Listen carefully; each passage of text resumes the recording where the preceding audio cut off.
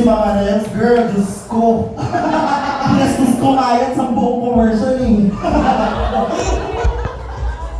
Dahil dyan, yung mga katanungan ko sa'yo, kamusta ka lang? Mga ganun, hindi. Ang katanungan ko sa'yo, the same question. Ayoko ng pageant answer, sister. Kung meron kang gusto makalaban sa lip sync, sino at bakit?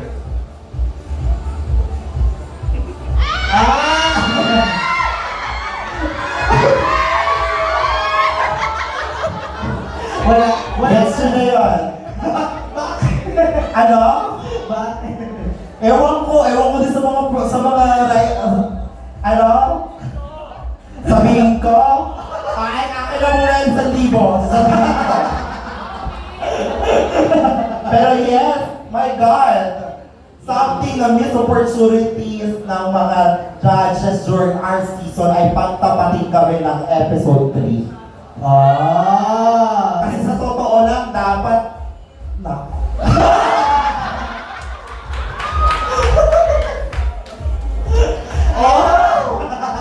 Ito na, pumunta naman tayo sa light-hearted question. Yes.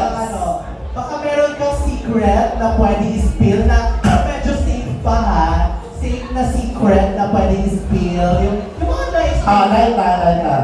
Okay, light-spirited secrets. Ito na yung mga tambay na Reddit dyan. Kung gawin nyo na yung pudahin nyo kasi ito na yung chance nyo. Kunyari sa inyo nang galing mismo, it came from a very reliable source. Yes. Okay, kwentong mainit na mainit galing sa Drag Race Philippines Season 2 Queens. Si Nesh Ite, dalawang magkapit-bahay na draga sa Hotel Hihi, nagheheraman daw ng dildo hihi. Siyempre, hindi ko sabihin kung sino. Ang alam ko, yung isa is naka-maxi dress ata ngayon.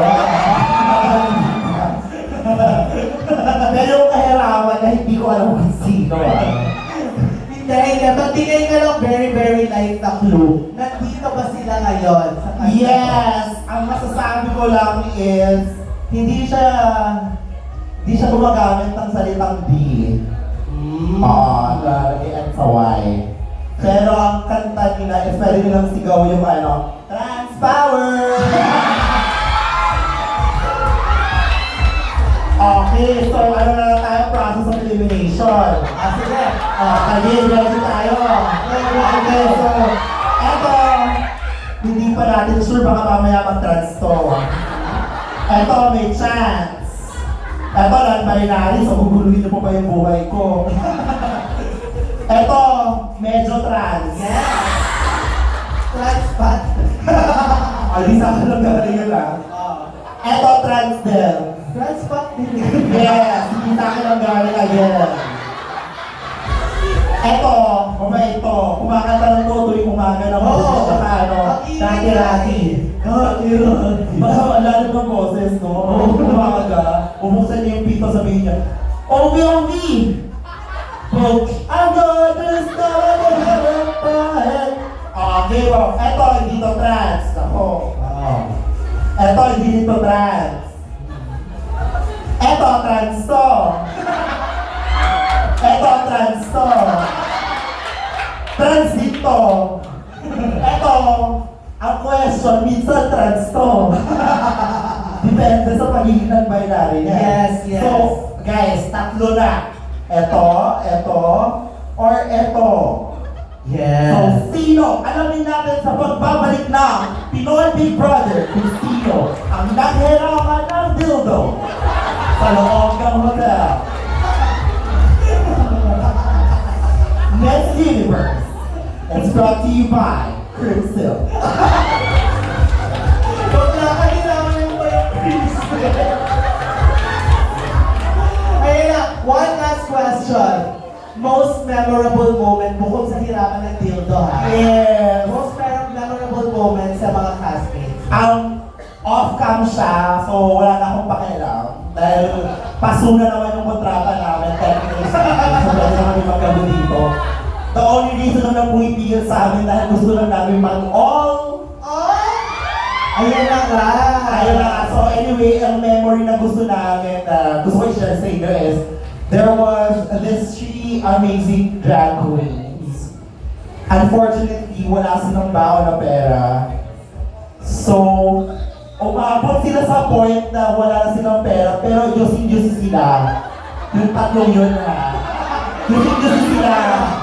Ready na kayo ha, guys? God damn. Swear, just kwento. Diyos sila, wala silang pera, nanghingi na sila ng Yossi sa crew, sa mga lights man, taga-audio, tinuropa na namin at wala talaga kami pakialam sa kanila. Parang, uy pare, alam naman kami ng Yossi, pero after nun, direct pa rin naman natin. May utang kami na doon sa isa eh. Anyway, umabot kami sa point na pumunta kami sa may smoking area. Ay, yung tatlo pala na yun. Kaya sige na, wala ka lang.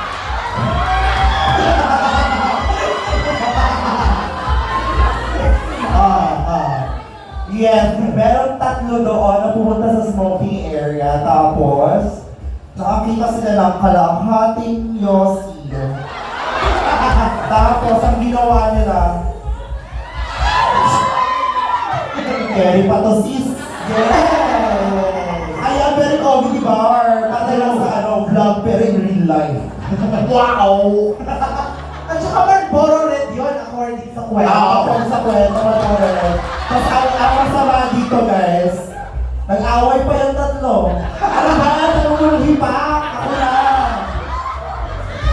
So, ayun. Memorable. Core memory yun sa akin. Pero kwento lang sa akin yun. Oo. And ayun ang alamat ng BBC. Yeah! Ayan, buklod ng pagkakaroon na uhaw sa alak at uhaw sa pag-iyos. Pero ang common lang sa kanila ay wala silang pera. Nung panahon na yan, guys, look at us. Do we look like we don't have money? Yeah! Ang sakit! Sino sabi na yes? Sabi nyo, yeah! Pag ano pa crescendo pa yung yes. Paano yung crescendo system? Yes! Pag ano ka ba no? Oo. Nakakakaltong kita no? Sino ba yan? Si Ririto, Ririto. Sabi na lang kita. Pero yun ang sister, di ba? Yes. Nag-enjoy sila sa'yo. Wala silang choice. Wala kayong Wala choice. silang pake. Okay. So it's time Oh. para mamasko ka sa kanila. Yes. Okay guys, tip your queens, oh my God!